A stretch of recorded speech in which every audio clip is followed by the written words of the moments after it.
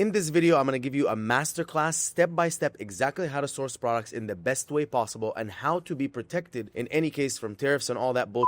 I am joined by the sourcing guy. He has 350,000 subscribers across all the different platforms. He's a master at sourcing. He's sourced over 1,000 products, worked with 100 factories. If anyone knows about sourcing, it's this guy. Isaac, what's up, my man? What's up, Mina? Dude, it's good to have you. I would love for you to walk us through step-by-step, sourcing. So I have a product, like give me a sample product and then walk me through, step-by-step how to find the factory, everything I need to know, negotiations, quality control, shipping, everything, the whole shebang. All right, let's do it. So what sourcing is, it's research, right? It's being able to go and figure out what is the best possible factory and solution to produce my product at the best rate and that hits all of my goals, which might be quality, might be MOQ, might be lead time, right? Might be overall experience and technology that the company and the factory is putting into the product.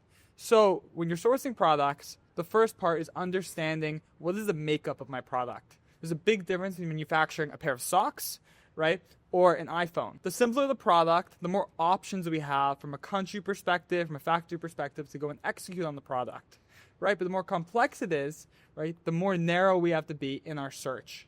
So sometimes it's actually easier to source a complex product versus a simple product, right? Because sometimes what happens is you're going and you're trying to make socks or a t-shirt and you have thousands of options. How do you go and navigate the thousands of options out there? So kind of the process here, right, is being able to filter. How do you go through thousands of factories and figure out what are my top three? And I think that's what I'm going to be covering today, is teaching you how to filter through. I like using spreadsheets. So I'm putting a spreadsheet and I'm saying, okay, cool. Here's a list of all the factories that I'm going to find. And you're going to walk me through how I'm going to find factories. If I'm just want to source myself, like, which websites, whatever, you're going to help me with that. But here's all the factors and here's the columns, right? So number 1, MOQ, number 2, price, number 3, quality, number 4, certifications, whatever. So walk me through those columns. What am I looking for to check? And when I reach out to a factory, what are the series of questions that I should be asking them to then grade them on these things? So then when I can look objectively and say, like which of these factories is the best one, I actually can objectively choose. Well, I think the biggest mistake people make is they say, okay, I'm starting a women's apparel activewear brand and I really like Lululemon, so I'm going to go and try to work with Lululemon's factory. I can promise you, if you're getting started, Lululemon suppliers and factories and supply chain are not a good fit for you. Even if you're able to go and convince them somehow to work with you, they are not going to care about your business. And at the end of the day, this is a relationship game. That's all manufacturing is, right? Is building relationships with other people, right? And doing business with them. So you have to make sure that you're working with a factory that cares about your business. Because if not, you're going to have delays. You're going to have inferior pricing. And you're ultimately not going to have the right relationship to really be able to grow with them. But that doesn't mean you have to go and work with the smallest factory possible. I think another mistake people make is they try to go very broad with their sourcing. So they say, okay, I'm going to start a new brand and we're going to launch with 10 products. Well, if you launch with 10 products, now your budget to be able to go and develop amazing products, right, is going to go down. And the amount of products you're going to produce per SKU is going to be a lot more limited. And that's going to limit the factories you're going to be able to go and work with. Versus focus, when you're getting started with sourcing, ideally focus on one product, try to find the best factory possible for it, try to really develop something great. And then with that, mindset, you'll be able to potentially work with a factory that's at least going to be scalable enough that will get that for you to be able to go from $0 to maybe $5 million a year in sales, right? Once we start getting into the 8-figure mark, it's time to start talking to maybe the Lululemon factories of the world, right? But until then, right, now you're going to be going and trying to work with a factory that you do see scalability with. And so that's what we were talking about is really important to understand, what is this factory that you're working with? Who are they? So the different kind of main variables I'm going to look at are going to be where is the country located and how does that affect, overall the tariffs that we're looking into, specialization. So with specialization, there could be country-based specialization, but there's also factory specialization. So for example, if I am looking to go and make men's activewear, right, I want a factory that all day, every day is ideally, making men's polyester t-shirts. And that's all they do. They're really hyper specialized just in that product. If you start working with a factory, and it's like, yeah, well, we do t-shirts, and we do pants, and we do jackets, and we do beanies, and we do socks, and we do backpacks. People think that that is the best solution. Wow, one factory that can do everything. But as you know, that friend that has 15 businesses and they're, none of them are really successful, it's the same thing. You can't be good at everything. So and there's enough factories out there, so you're going to go and try to find a factory that's really specialized at just making that exact product that you're looking for. They're just really damn good at making that one product. And so a good way to kind of figure that out is hop on a WeChat call with the factory and have them walk you through the production floor and see, is the majority of the products on the production floor and the majority of the products in the showroom the exact product I'm looking to make. So that's specialization. Then we're going to have MOQs, right? Different factories built their factories around supporting different kind of volumes. So in Cambodia, I've been to factories that have 50,000 piece MOQs, right? And I've been to factories that have 1 piece MOQs. So again, you want to work with a factory that have the MOQs aligned, because if MOQs are too low, right, then they might not be efficient and fast enough and cost effective when you're going and you're producing 10,000 pieces.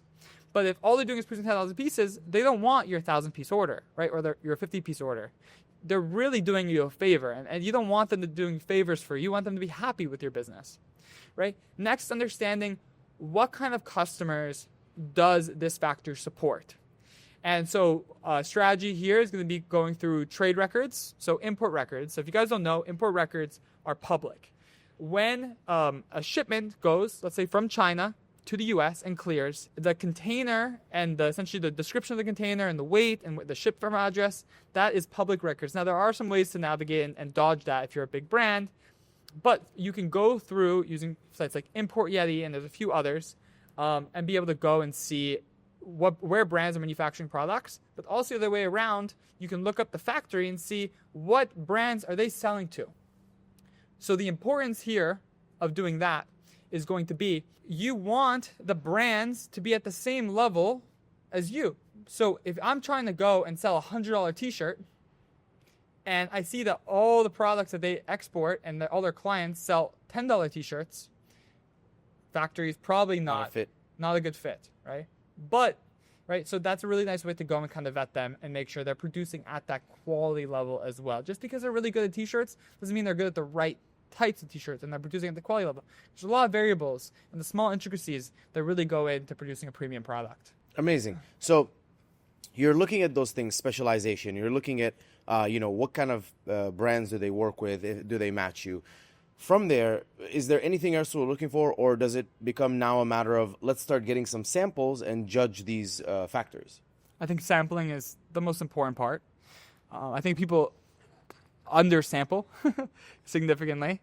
And, a good way to kind of think about sampling is, you just want to order as many as possible and really touch and feel. But from a sampling perspective, I think a mistake people make is that they don't compare apples to apples, right? They're getting a whole cornucopia, right, when they go and get their shipments.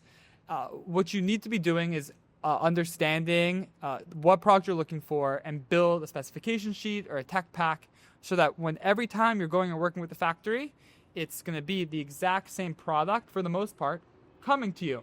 So you can go and compare side by side each product, understand which factory is producing the best version of the product that you're looking for. The other thing that you could be doing is using a consolidation. So this is a way to save a good amount of money when you're doing all this like heavy sampling. So you can essentially work with your freight forwarder and say, hey, I'm going to ship you guys samples from 20 factories, and I'm going to put them all in one box and ship them to me. Because as you may have experienced, when you want to go and ship a sample from China, sometimes they're like, yeah, $60, $80 ship a sample. You're like, that's ridiculous, right? But instead, if they ship it domestically, they might say, oh, it's free shipping or $5. And so you're going to go and get all those samples together in China, put them together.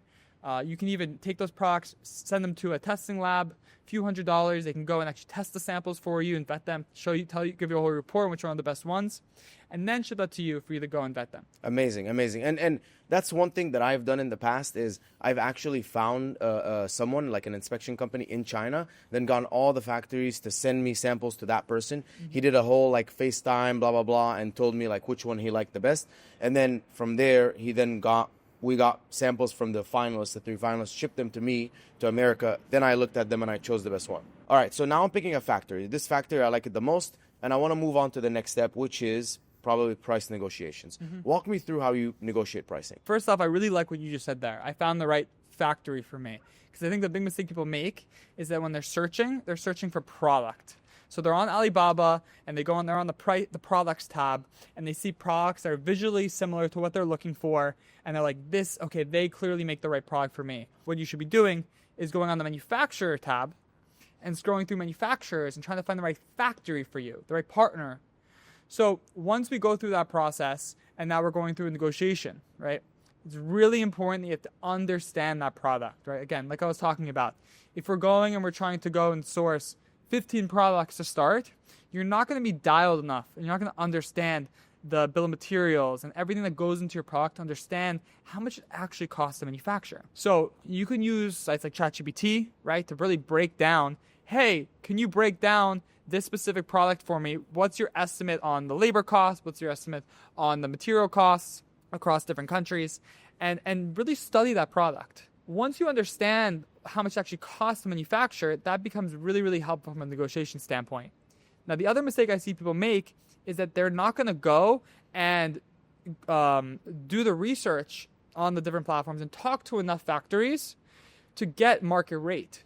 So you can do it in 30 seconds just by searching your product up or using search by image to see visually similar product and start seeing roughly what the price should be, right? So see if this factory's even in the right realm of possibility. And then you need to have a lot of cross quotes. And this is the importance we were talking about of having spec sheets or tech packs so that we're comparing apples to apples. Is the factory quoting the exact same product? Because then if you have a bunch of quotes from other factories and that they're referencing an exact tech pack or spec sheet for that product, then it's very hard for the factory to claim, which I'm sure you've heard before, oh, that pricing's lower because the quality's not as good, or it's different materials or whatever it is, right? You want to, when you're doing negotiation, you want to preemptively prevent any of the typical rebuttals that you hear from the factories. So it's the exact same product, exact same materials, exact same certifications, all these type of things. So that the factory ends up having to, right, either get pretty close or match the product or beat the product cost if they do want to end up working with you. And sometimes higher product cost does not mean it's a better factory or it's a better product. I mean, that's another misconception. Sometimes factories don't want the business. They're not specialized in that product. It's a lot of product development. They aren't able to do a lot of it vertically. They have to outsource a lot of it. So they're going to go, and maybe you're getting a bunch of quotes at $6 for your product. And then you're going to have a factory come in, and yeah, it's $9. People think, oh, this factory the quality must be amazing, this factory's so much better. Maybe I need to use this one, I want the best. That factory, most likely, is quoting you at $9 because they're saying, this client, or this volume, or professionalism, this client is just so much of a pain in the ass. This project, I don't want it. So I'd better be making a 70% margin on the product for it to be worth it. But yeah, I think those are like some basic negotiation fundamentals. Amazing. And now we've negotiated on price and we were coming from a good standpoint. You obviously don't want to try to price anchor too low or do any of this kind of stuff because you are building a partnership with the manufacturer. So at least you want to do everything right to have those like price comparisons. So when you go and have that conversation with the factory, you're coming from a position of data and knowledge and not just like better quality and speculation. Now, let's talk about minimum order quantity. How do you go around, a factory says 3,000 unit minimum order quantity, 1,000 unit, and maybe you only want 500. Is it even worth doing 500? Let's talk about that. And after that, I want to talk about terms and how you've been able to secure terms. And then we can move into what are the next steps once, manufacturing starts. Yeah, of course. So if we're talking about negotiating MOQ, most MOQs are negotiable. And this is very visible in a lot of the content I make on the sourcing guide, because I love to ask, they go and you talk to a factory, and they're like, MOQ 1,000. I go, 500? 300? And all the times they're like, okay. We can do that. So first off, the first price, first MOQ is not the last price, or MOQ.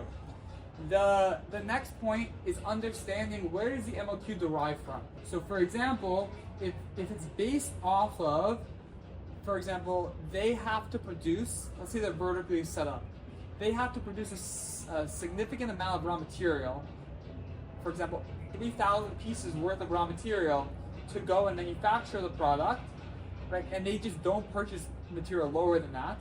So then maybe you say, okay, well maybe I can buy the raw material as needed, and you're gonna store that, and maybe you deposit on the rest of the raw material, and we're just gonna do this initial one at a lower volume using this month, or we're gonna split the material across different products, right? And we're gonna spread it out. The other piece of the MOQ, right, is that sometimes it's worth it for them. You just have to pay them a little more. You say they're really playing hardball. They're so like, no, lowest MOQ, 1,000 pieces. And you're like, okay, well the product's $8. If I paid you $9, could you do 500? A lot of times they're gonna do the math. They're gonna say, yeah, sure. And for you, at the end of the day, like if you're cash flow sensitive and you don't take as much of a risk, paying the extra 10%, be able to produce 50% less product, is a good move. Additionally, you can obviously do the whole test order thing, which sometimes works and doesn't work, but it is valid, right? You can go and say, look, I need to go and do a test order here and test the market, and I would really try to explain, right? One of the biggest tricks with sourcing is being thorough in your explanation, in your conversations, understanding the product, showing that you're serious. So explaining to the factory, I am doing a specific sample test and we're testing with these specific stores in this market and we have a specific budget for testing and this is our track record and all this kind of stuff, but I need you to do 300 pieces of that for this test for me.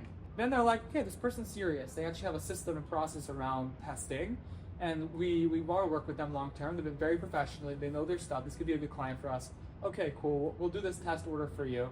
But no, it's just a one-time test order. That next time you better be ordering that full volume. Yeah, and I've seen things change dramatically with people showing up with presentations. So I've showed up to myself to factories with decks. Yeah. Full on, I've done, I've raised like money from venture capital before. Yeah. So I've done these pitch decks and I've done the whole, like, this is our total addressable market and this is our go-to-market strategy and these are our channels and this is how much our competitors are doing, and this is our projections. Like, I'm going to start with 500 units. We're going to test the market, find whatever works, iterate, and then, project it to do 20,000 units in the first year, 50,000 in the second year, whatever, sell them this crazy dream. And they're like, wow, like this guy is like, he's seriously about it. So I've seen decks like that go over phenomenally well. The other thing that I also want to tell everyone is, I think MOQs, like, it's kind of stupid if you ever try to negotiate under 1,000. Because if you're selling on like Shopify direct to consumer, it might make sense. If you're gonna do a Kickstarter, maybe, right? But like if you're gonna do a Kickstarter and sell less than 1,000 units, something's wrong. If you're gonna go on Amazon with less than 1,000 units, you're gonna get destroyed because you're gonna place an order, it's gonna arrive 1,000 units, you're gonna start selling 10 units a day. So now in 3 months, your shit's gonna be gone, right? And so it takes 4 weeks for production, 4 weeks in the factory, 2 weeks to check. So as soon as you start selling in, the first 2 days you're putting a second order in. So what's the fucking point of doing 1,000 units? So a lot of times I really urge people to do a fuck ton of product validation, like in the market, talk to people, do, pick foo and like see that people are gonna pick your product over others virtually, like without actually selling. And then when you go, like I'm launching my beef tallow brand, Wonder Fat, with 7,200 units. That's my initial order. Because it's like, if I'm gonna go balls to the wall and launch it, like I cannot run out of stock. If I run out of stock on Amazon, I'm destroyed. So a lot of times I think people like take this whole MOQ thing, and I'm like, if you, like, first of all, if you're launching on Amazon, your go-to-market strategy is Amazon, 1,000 units is gonna hurt you because you're gonna launch, you're gonna have success, and then you're gonna get destroyed. You're gonna go back to square one. Yeah. You're not gonna make any profit. You're gonna lose all your momentum on Amazon. And Amazon's just gonna, like, as soon as you run out of stock, Amazon penalizes you. Yeah. So you, in my opinion, you'd have to restart and launch with a completely fresh UPC code. And this time you're gonna need 3,000 units. So if the validation is so important for you, okay, do a test order and really sell the test order. But again, then I would argue, like, with 300 units, 500 units, are you gonna have enough time on Amazon to see traction? Could it be that you're like, oh, this product's not working, but it only is not working because you didn't give it enough time and aggression, or as soon as like you're about to hit that critical point and get the momentum, you ran out of stock. And so that's my whole thing about MOQ is just think about it a little bit more intentionally. Perfect. So now we want to start manufacturing. Give me like, what sort of agreements should we have? Are we looking at protection, copyright, patents, design, like anything like that could protect us from other factories, just immediately ripping us off and competing us at cost, and walk me through that. Well, so this is one of the hardest parts. How do you go and protect intellectual property when working with these factories? Now we're seeing, especially with this trade war right now, it does not seem like China cares about the IP, and now you're actually using the lack of IP protection as a negotiation tool in temporary terms. But the long-term play with this whole trade war is to improve intellectual property rights for American brands working in China. So at the end of the day, contracts are incredibly hard to enforce within China as a foreigner within Chinese court. So a lot of it is going to be relationship driven, right? Future prospects and future order driven, how much they value as a client.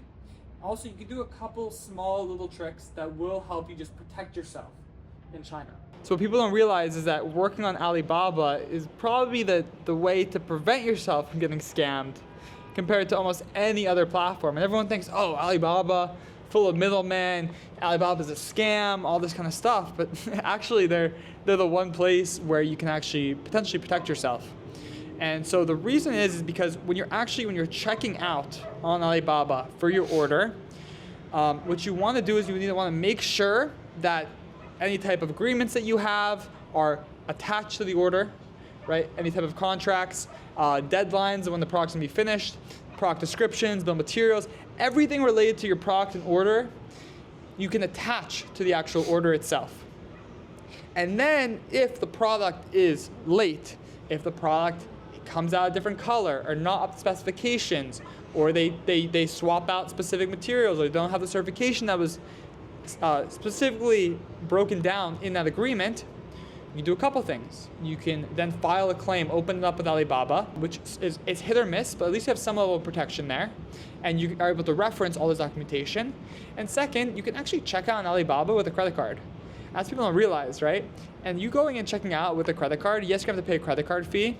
But to be honest, like you can use, for example, like a Chase Ink Premier card, 2.5% back on orders over $5,000. And we talked about 5,000 MOQ anyway, right? Yeah. So the processing fee on that is like 2.7% on Alibaba. So you're literally gonna pay like $30, get all that cash back, and now you're gonna have a second layer of protection on if that factory does screw you in some capacity. Now you can open up a claim with your credit card company, you have all the proof right there, and you're able to protect yourself in some capacities. You're like, screw this factory, they screwed me over. You go and you set the wire out to China, You're gonna get ghosted, nothing, and then you can't do anything about it. Exactly. From an intellectual property standpoint, yes, you can have factories go, sign contracts, and you can go through that whole process. But the factories know, and like it's not very enforceable within China. But I'm not saying not to do it, because it's all about your professionalism. It's all about how much they value, and so if again you are that super small fish to the factory, and they don't care about your product, and they're going to make 20 times more money ripping off your product than your volume, or they're going to make 20 times more money, going and pushing your order to the side versus putting someone else's order. If they don't care about you, then they're way less likely to go and actually listen to your contracts and protect your IP. If they see that you are very professional, you came with it, like we were talking about, such a good tip, right? With a full deck and your plans and your projections, and you have your stuff together, and you have the signed NDAs and contracts. It's just more friction. It's less reason for them to go and screw you over. But what about other factors? Because what I've seen is like, Chinese companies will basically, like, let's say have software that is literally scanning Amazon, and as soon as they see a product pop off, they're immediately, finding a way to rip it off and start selling it. So, how can I prevent that? Like, how can I, because I've seen it so many times, a product launches on Amazon, it starts to do really well, and then 5 different Chinese competitors come undercut it on price, half price. It's a price, to the bottom, and they don't care because they're selling thousands of SKUs, $1 profit a day. They don't care. You know what I mean? Exactly. It's incredibly difficult. This is why people are trying to move outside China, intellectual property protection. But how do you, even if you move outside of China and then you still have the factories competing with you, is there something that you can do in terms of copyright, trademark, anything that prevents like that you can have, you know, a legal team in China go and say, hey, I'm suing you? You could have, again, trademarks set up in China to be able to go and try to prevent that. But then again, you have to go through the whole legal process, and it's very difficult. And also have intellectual property in the US as much as you can. If you can go and have actual patents on your product and then be able to go and then use that to go and get the product delisted on Amazon and go and sue any type of platforms that are going and selling the product and enforce that, at least within the US market, that's kind of the best way to do it. But again, this is why this whole trade war is happening, is because it's so difficult for American brands. And so many American brands are having this problem. And to be honest, like, Bezos has got to just kick out all these Chinese sellers. Like, to be honest, like, if we're talking about, like, for the betterment of America. But I don't think you can because I've had Chinese factories come to me and say, we will partner with you. Yeah. You set up our U.S. entity under you. We will manufacture. It'll be a U.S. company. You run our ads, you know, or whatever, manage the account because I'm an agency. And I'm like, okay, shit. So it's like basically the same thing. You know what I mean? It's basically the same thing, but it's all about creating more friction. Like you shouldn't be able to be a Chinese company just being able to go in and fully set up, you know, on all these platforms and sell on these platforms and compete. I think it's a majority of new sellers on Amazon are Chinese companies. So it is pretty crazy. It is pretty crazy. Yeah. There should be more, you know, limitations there, and we're going to see with this trade war what the resolution is going to be. Okay, so let's talk about post. You know, now you're manufacturing, so they're manufacturing the product. Anything you're doing during manufacturing, or is it now, you know, quality control and then freight forwarding and then getting into America? Yeah, I think just like we talked about, it's really important to understand your bill of materials and the makeup of your product. Also really important to understand the manufacturing behind your product. What steps does it take to actually create your product, and how long does each process take, and how does that build your lead time? Because if you understand that, you'll then find ways to decrease your lead time, maybe by pre-purchasing certain raw materials, prepping a certain product in advance.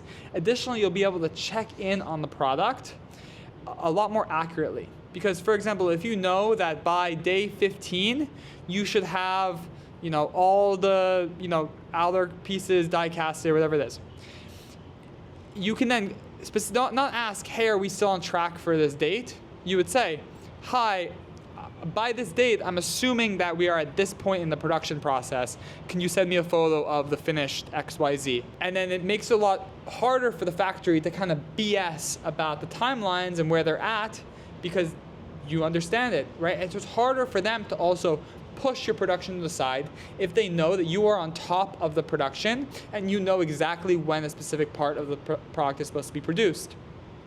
Additionally, understanding that process allows you to then hire third-party inspections. Third-party inspections, by the way, people don't know what that is. It's quality control agencies that you can hire. It's literally the best part, like the biggest tip I have for sourcing is just hire QA agencies, and they will go in and act on your behalf and go and inspect the product, inspect the factory, inspect the production to make sure it's up to standard.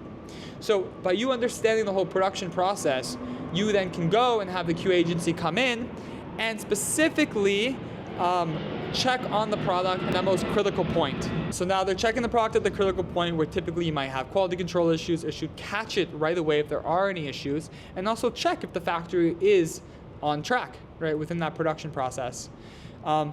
Again, you can be running all these different inspections through the production process. You can do a pre-shipment inspection, making sure the products are perfect beforehand.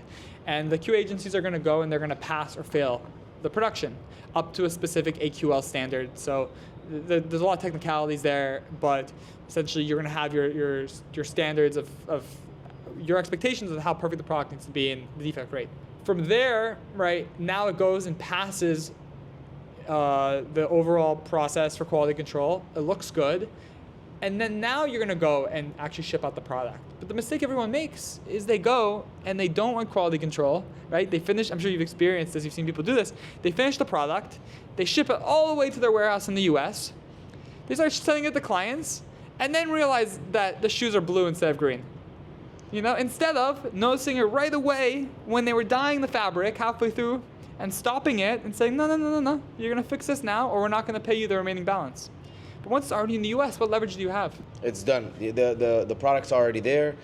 And, you know, fighting with the factory and saying we're going to sue you and all this shit never works. And I've actually made that mistake personally, where I've let products get produced, and this supplements, get shipped to the Amazon's warehouse, start sending it to customers, and then get a flood of negative reviews and returns, people saying it tastes like shrimp water. And it's because I never really inspected the product, I never did taste tests, so now I never miss a batch. Every single batch needs to be taste tested, needs to be, you know, like inspected, and videos are sent to me, you know, from the inspection company. Anyways, we're just scratching the surface. Follow @thesourcing_guy. He has a full course. I'm gonna link it in the description. I highly recommend this. If you guys are not masters at sourcing, if you're not 100% happy with your manufacturing, if you're not fully in control of your production, understand logistics, supply chain, all that kind of stuff, get the course, and I'll see you guys in the next video. See ya, and good luck with your sourcing.